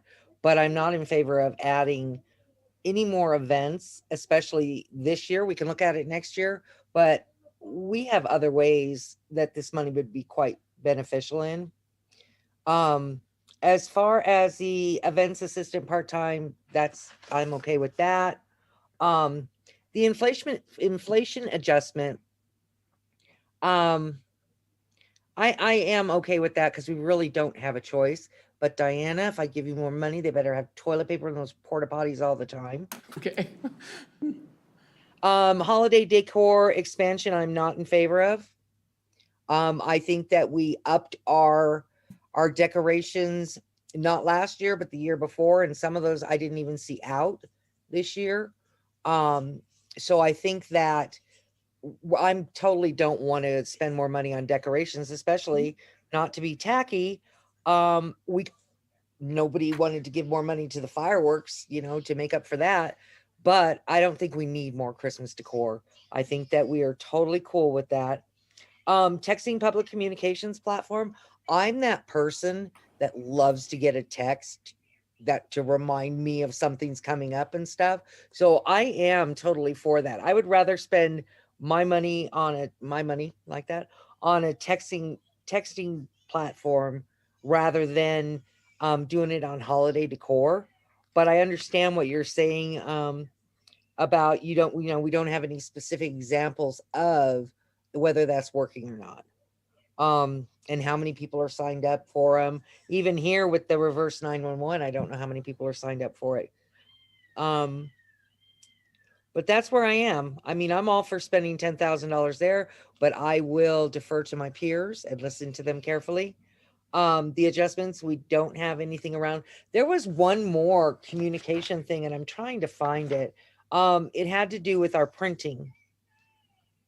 Is that under communications, That's Heather? under number 9, that we have 2 inflations. You have regular inflations for communications, and then you have events inflation. So the Okay. printing is in the first line. I'm kind of curious to how much we're wasting in some of the postcards that we get, right? The postcards go out to all the houses, and then it always seems to me like there's a huge chunk that goes to the council member. Are we really using those for anything other than what goes to the houses, or do they just end up getting tossed, So Okay, go ahead. I would like to look at that a little bit more, only because I believe that we may be wasting money on it. I get, $33,000 is a lot of money. So if we could look at what's being wasted from that, I would appreciate it. But again, I will listen to my fellow council people with my mouth shut. And my mute Councilmember button Brown, off. how do you feel about the FTE? I am all for the FTE. I think it's important now more than anything. Because I think we learned a very valuable lesson with our one FTE that's out ill, that they need more help and they need somebody like this in a part-time role. So I'm totally for that. Okay, thank you. Councilmember Wikovich? Thank you, Mayor. I support the FTE reclass and the package requests. I agree with the staff recommendations and those that aren't recommended. Great. Thank you, Madam Mayor. I too agree. Yes, absolutely. We do need to take a burden off our event staff. So yes to the new FTE request, and also following the recommendations for items 9, 11, 13, 14, and 15 from staff. Councilmember Kondo? Thank you, Madam Mayor. I concur with the FTE personnel request as well as the package request recommendations. Councilmember Lookman Hiramasa? Thank you, Madam Mayor. I support the FTE, support the inflation amount. Events expansion, I do think that that's worth taking a year to see, and waiting for our discussion in October. And then we can have maybe a more robust discussion on whether things can be consolidated. Because I still like the idea of a Northland Days, just because I have seen some things maybe in other days type events that we haven't had yet. So it'll be a great conversation for October. So I support moving that for a year, and let's see, let's have that discussion. No on the holiday decor, especially since it's not recommended. So texting platform, I have mixed feelings about that because I do think that more research is probably a good idea, where you feel comfortable, like this is a good company that's going to give us what we need, support we need, it's gonna do its job. But that being said, I support it, you know, so whether that needs to wait a year, that's great to maybe do the research to really find something that works. But I think as we move towards more technology-driven, I'm also a person that loves to receive texts. I rely on text notifications for everything. I don't necessarily get all, you know, emails for other things. And that's why, just as a business owner, looking at the city as business, it could be beneficial. But it has to be the right platform. So yes, tentatively, 50, wait a year is fine.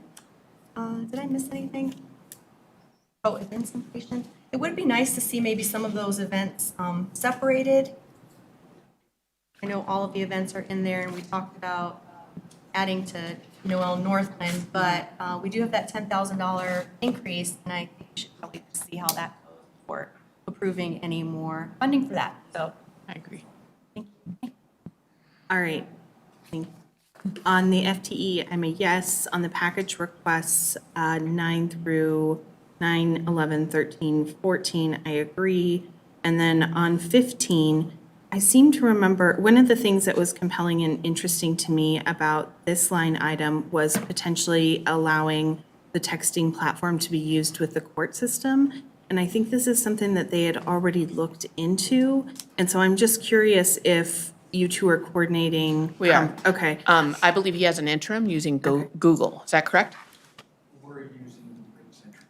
Okay. They're using Ring Central, which is another platform that we already own, so they're using it. So Okay. they have an interim until we decide what we want to do as a city. Okay, cool. I just wanted that, I think that having those text notification for folks that are supposed to be appearing is just so helpful. I mean, I would be really interested in you all figuring out how to explore it and not necessarily expect that every department's gonna do it in the first year, right? Pick a department and pilot it and take some lessons learned and move forward.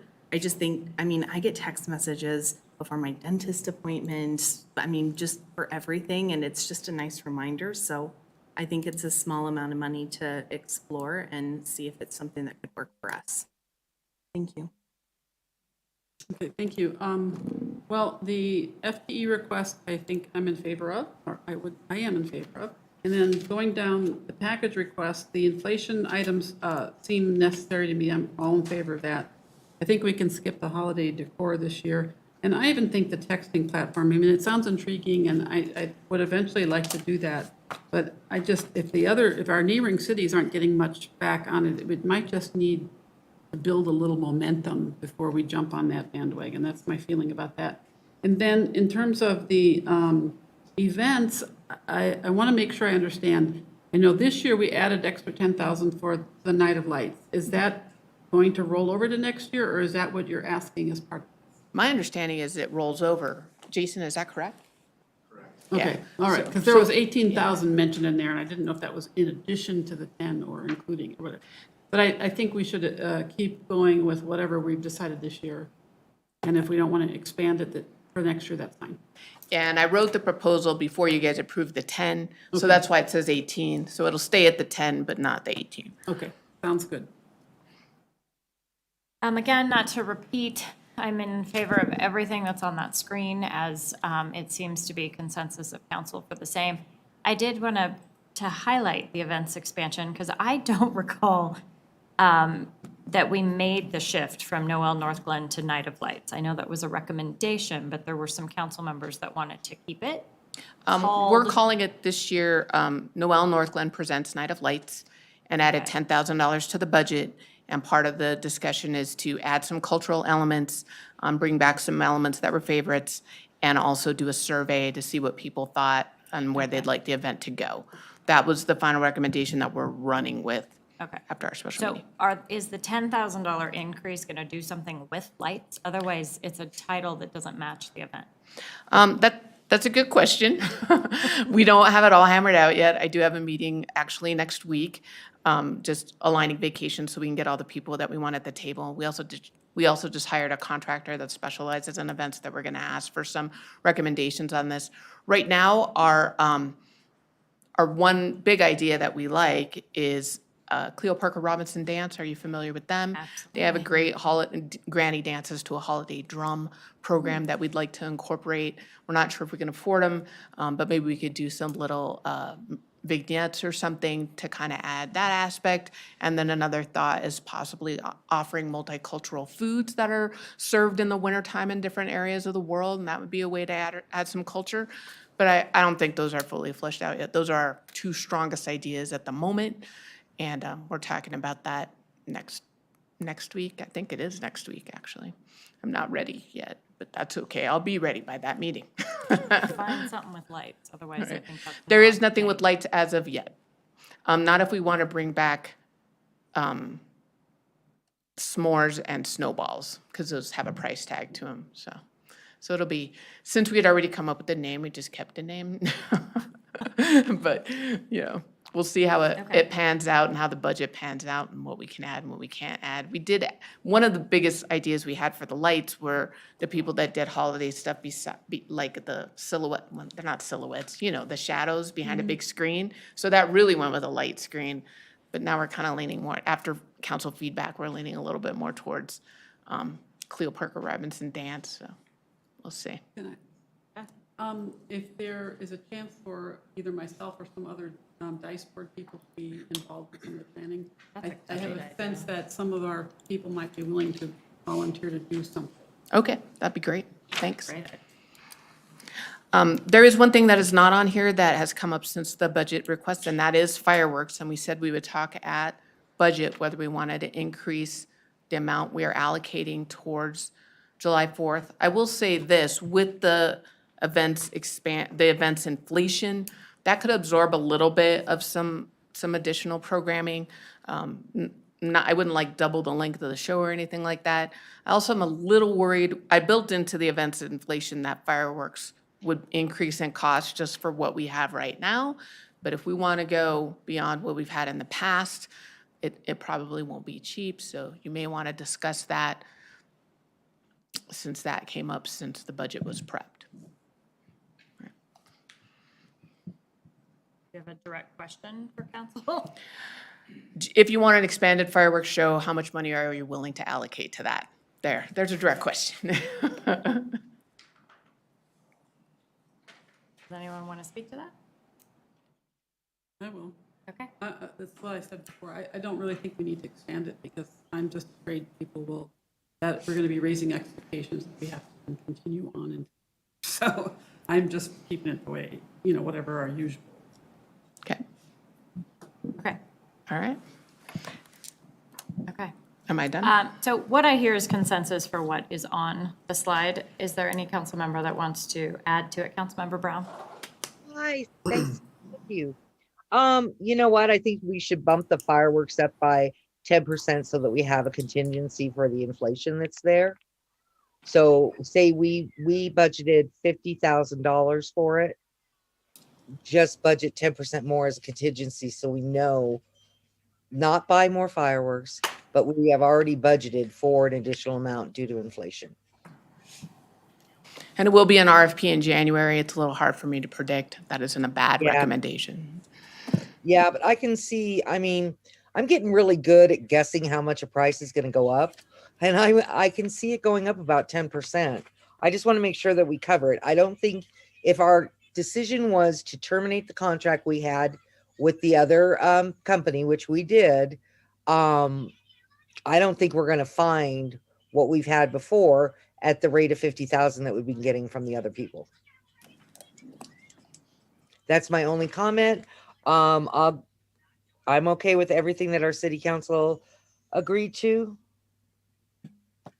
even though you know how I feel. So that's my only thing is I really think that we have to look at the fireworks as a specific line item because I don't want to, we can always have Jason bring us back something to transfer more money over there. I get that.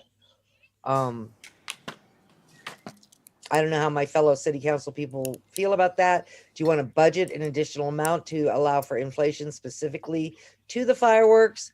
Or do you just want to let it lie at 50? And if we need more money, go to Jason for appropriation afterwards?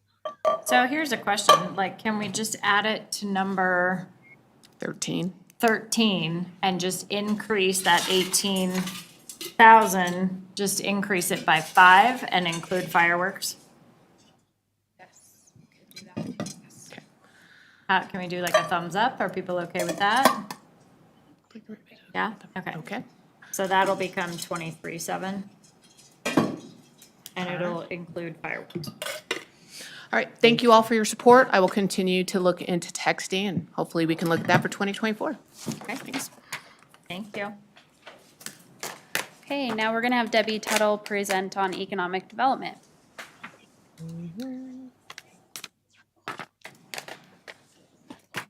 Good evening, Madam Mayor and City Council. I think I'm going to make this pretty easy. I have a package request for a software package that's very dynamic to help with our economic development tools that we have. The thing that I like about this database is it will actually be a benefit for many of the departments, and they'll be able to use this database. And I think it'll be a real asset for all of our departments to use it, especially events and also Parks and Rec. Any questions?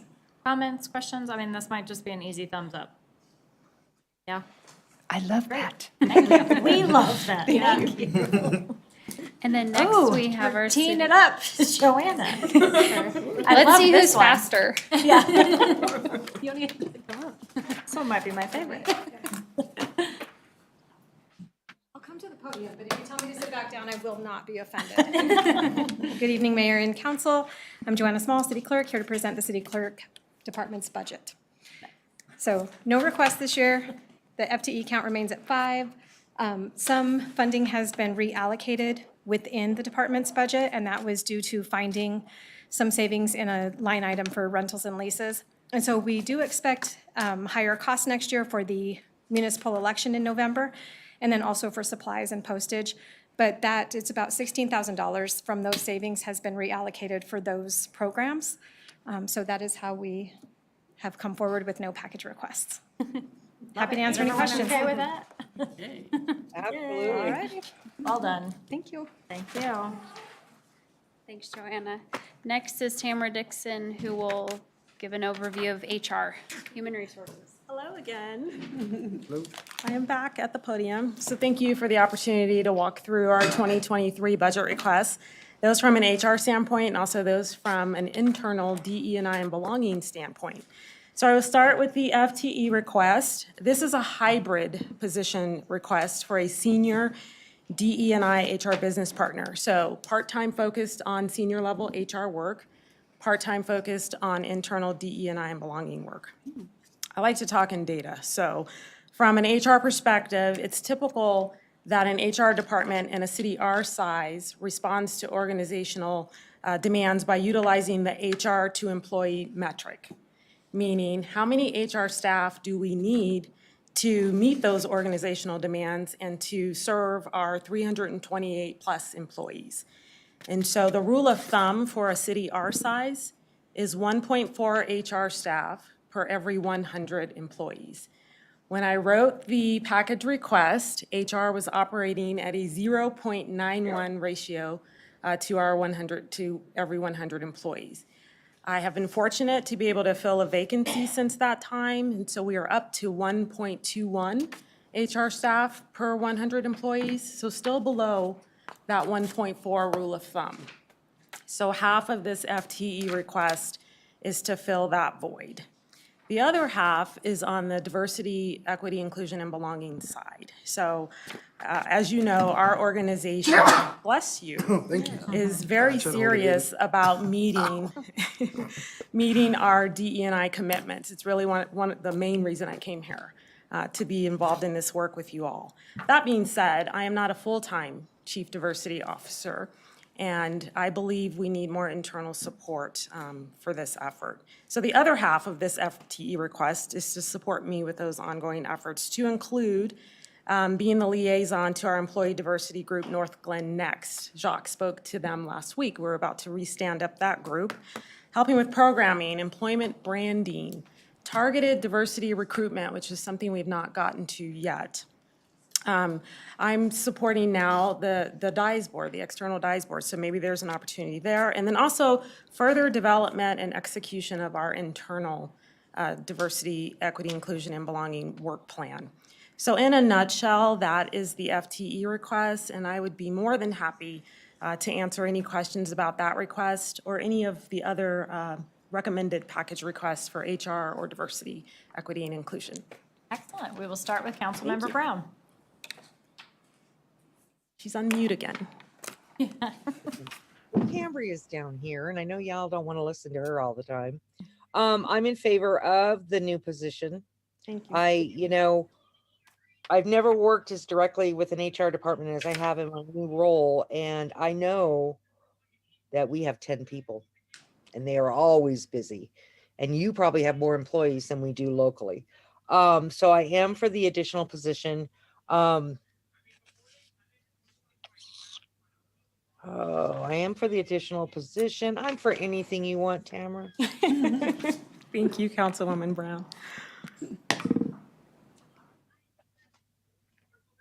Do you want me to go through the whole list, Meredith, or is somebody going to talk Well, about if you look at the slide, like, do you agree with the recommendations? Are there any Ns you want to turn into Ys? Are there any Ys you want to turn into Ns? Oh. I will. That's what I'm going to say for now. Go around the rest of the group, please. Thank you. Okay, no worries. Councilmember Whitkovich? Thank you, Mayor. I support the new FTE request and the package request as recommended. Councilmember Jaramillo? Thank you, Madam Mayor. Yes, I do too support the new FTE request for the human resources. And also all the recommendations in the package request as well. Councilmember Kondo? Thank you, Madam Mayor. I am in concurrence with the new FTE line 23. Regarding the package request for 18, I'm just curious, is that Crucial Conversations by Joseph Grenny? Is that? Indeed it is. So I took that training when I was with Medtronic in the early 2000s. I thought it was very effective, especially, when you're dealing with parties, different opposing views and things of that nature. I'm a little bit vexed as to why you're not recommending that.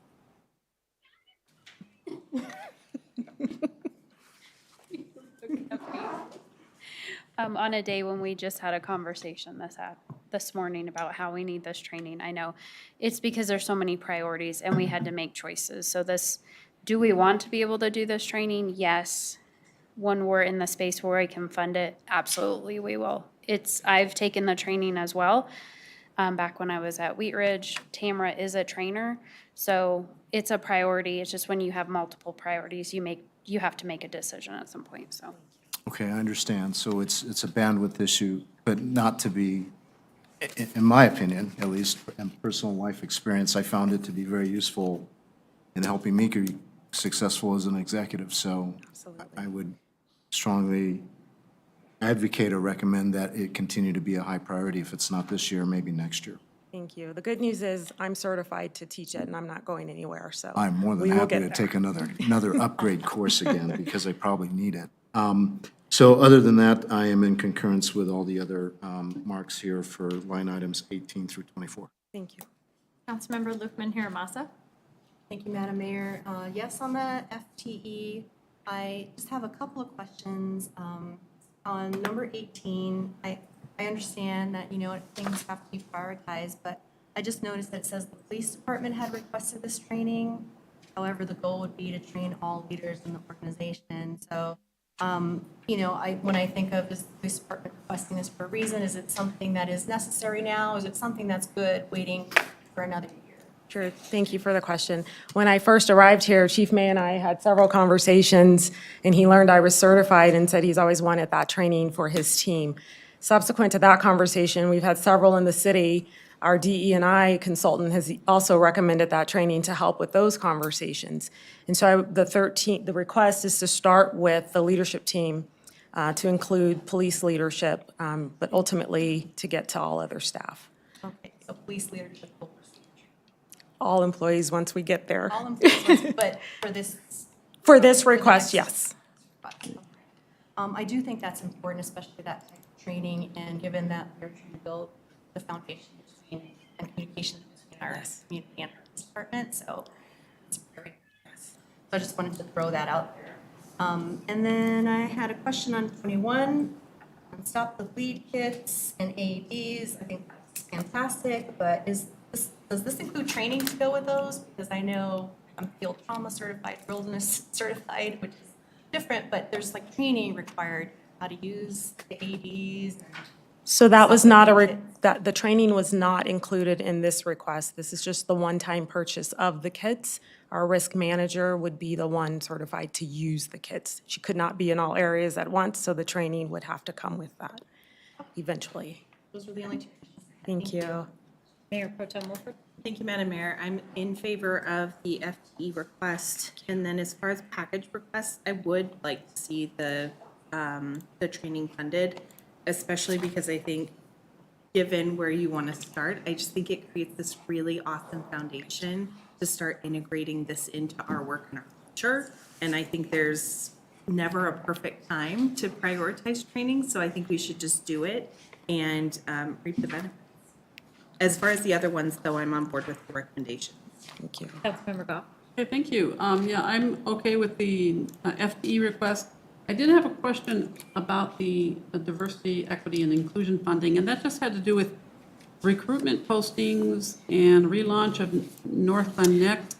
Those almost sound like one-time cost, and yet I think, if I'm understanding, things that were being asked here are going to be recurring. I'm just a little confused. So thank you for that question, and specific to the targeted diversity recruitment, that is to work with the Professional Diversity Network, which is an organization that specializes in that.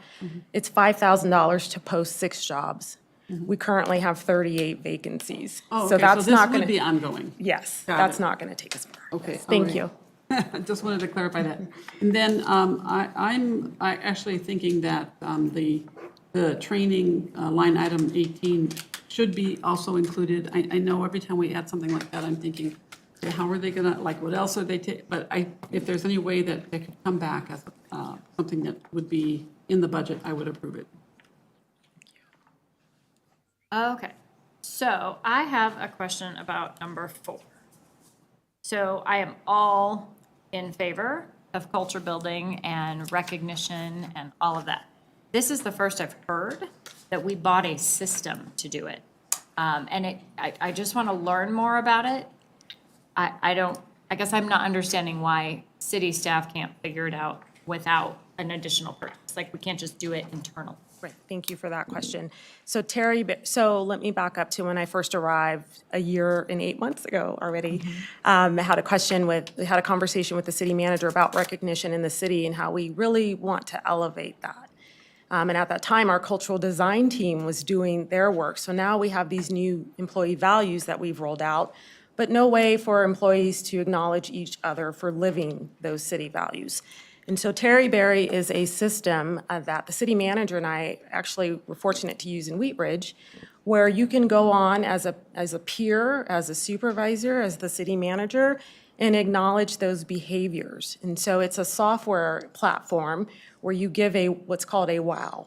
So I'm going to give you, Mayor, a wow for exhibiting the value of inclusivity. Those wows add up. You get $5, if you will, in that system. So those bucks add up. So we purchased the system, but what we need now is to fund the award redemptions. So the system, we're working with them to implement it. And actually, this implementation was going on right when we lost our HR business partner. So that had to pause for a while, but we are ready to restart that system up and roll it out to our employees. But eventually, those bucks will build up, and employees can go into that system and purchase a water bottle, and that's just an example. So there's prizes in there that they can purchase with their WOW bucks. Ultimately, we'd like to wrap all of our recognition into this system to include our long-term awards.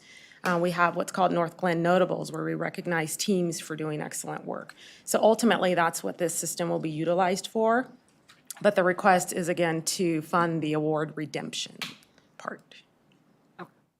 So I hear that there is support from council for this, and so I will go along with it. I don't think it's worth $25,000. I think I have some concerns about how it's going to be used, so I'm really looking forward to hearing about it after it's been implemented.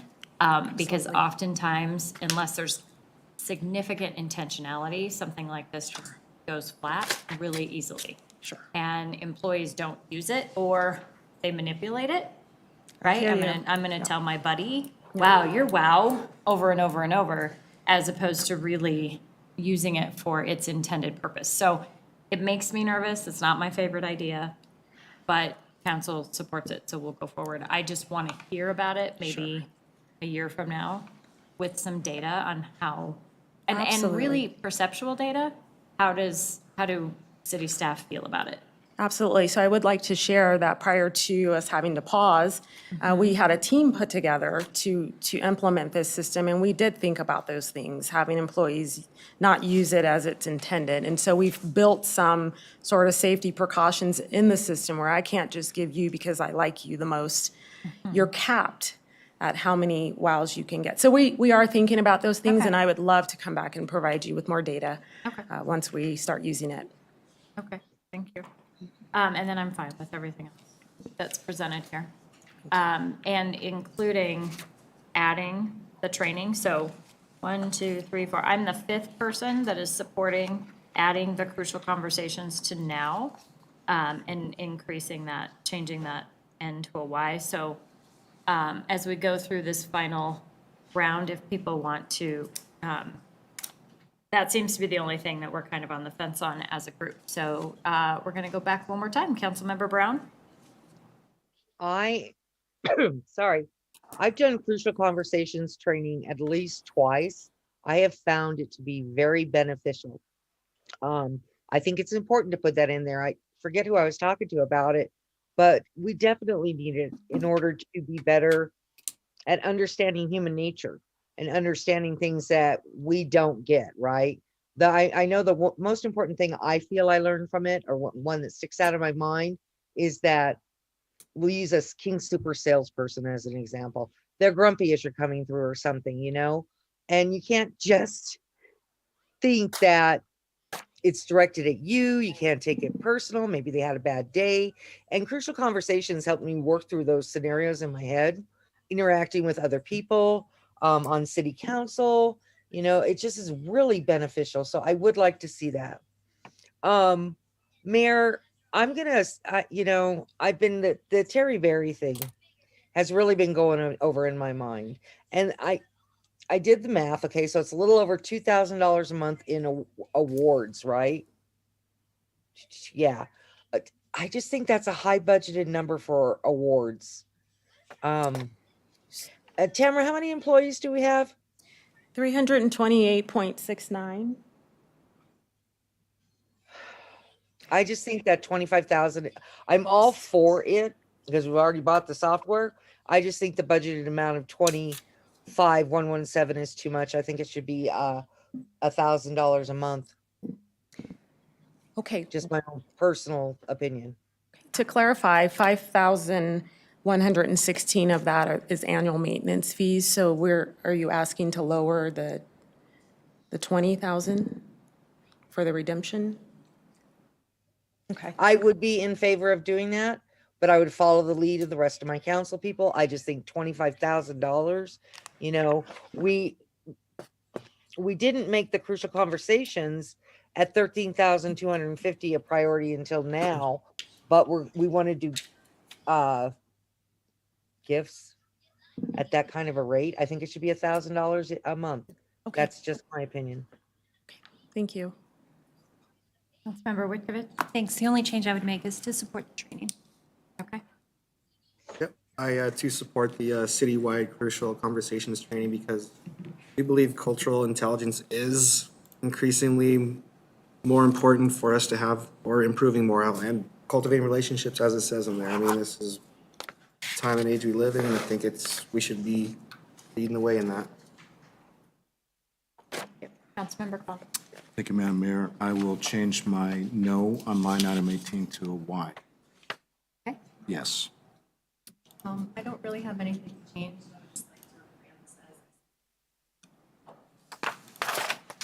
I don't have anything to change. On the recognition piece, though, I would be interested in, I think you said that you all did some surveys did you do surveys with staff to try and identify like what what recognition would be We meaningful? put together a recognition committee, if you will, and had those conversations internally with that committee to make sure we were covering all of the concerns that the mayor brought up. Okay, I'll just be interested. I'd love to see more data and results in terms of how it goes in the future and if people feel like they're getting the recognition that they're Absolutely. seeking. Thank you. Thank you. Yeah, I don't think I have anything to change. Okay. Me neither. So it looks like as presented, except for we're adding the training. Thank you. Thank you.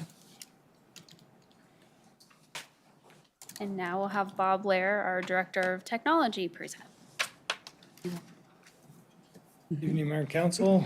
In the technology area, on the staffing side, we're requesting a reclass to the senior network engineer position. That position is responsible for all the networks. They've expanded greatly with additional buildings and multiple networks, also our servers. So that's just an area that's grown over the years. The reclass would better allocate for those duties, and then we want to add supervision to that position, which would make it a more well-rounded position and plan for succession planning within the department.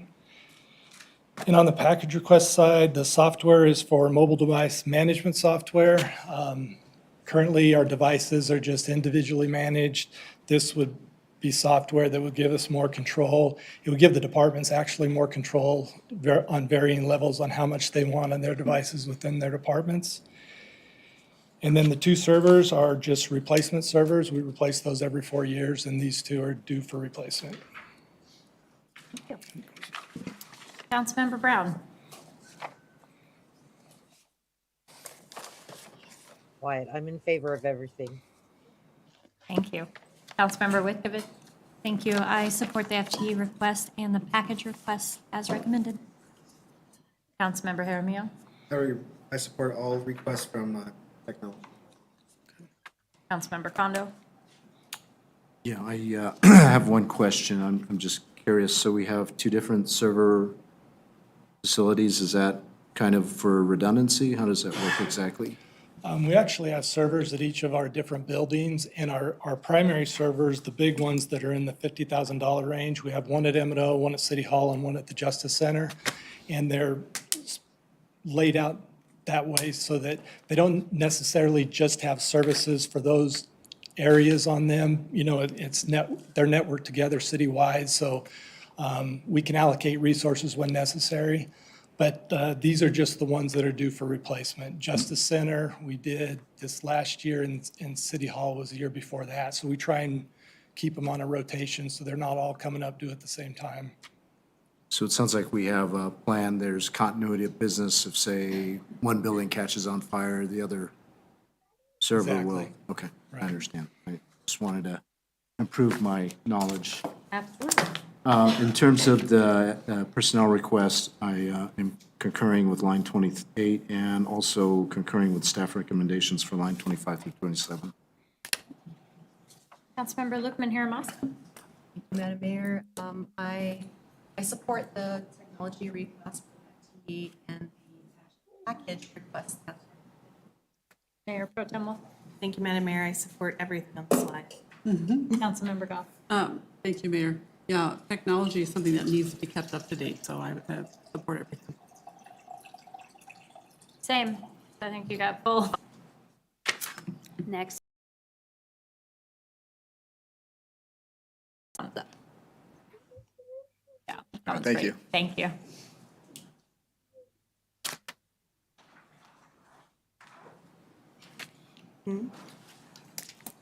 Package requests.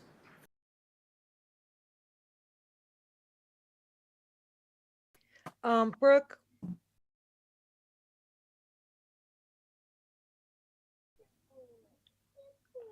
Here's my thing. Is this gonna take away from what Becky has to do on top of her regular job? This sustainability coordinator? So currently, without funding the sustainability coordinator position, we would retain the $25,000 that we currently have budgeted, and she would continue with the ongoing efforts that she has underway. Is that your question? I'm sorry. Yeah, it goes with that, you know, hand in hand. Got a lot of really big stuff going on. So I'm really worried about burnout there.